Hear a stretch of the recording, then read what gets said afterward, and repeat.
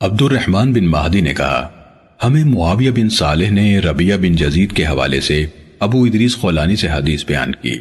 انہوں نے عتبہ بن عامر رضی اللہ عنہ سے روایت کی۔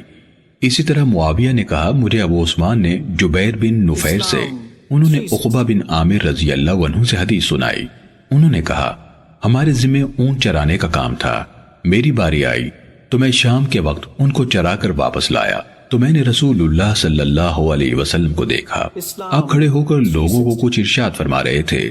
مجھے آپ کی یہ بات سننے کو ملی، جو بھی مسلمان وضو کرتا ہے اور وہ اچھی طرح وضو کرتا ہے، پھر کھڑے ہو کر پوری یکسوئی اور توجہ کے ساتھ 2 رکعت نماز پڑھتا ہے تو اس کے لیے جنت واجب ہو جاتی ہے۔ میں نے کہا، کیا خوب بات ہے یہ؟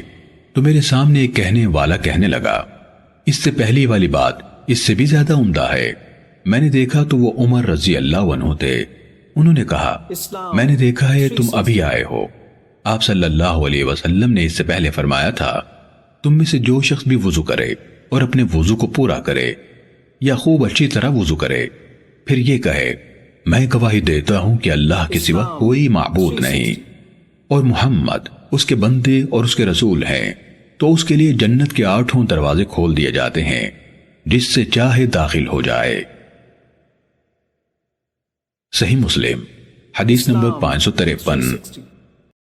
ابو بکر رضی اللہ عنہ نے بیان کیا کہ سورج گرہن ہوا تو ہم نبی کریم صلی اللہ علیہ وسلم کے ساتھ تھے۔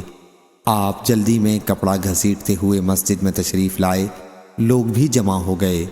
حضرت صلی اللہ علیہ وسلم نے 2 رکعت نماز پڑھائی، گرہن ختم ہو گیا۔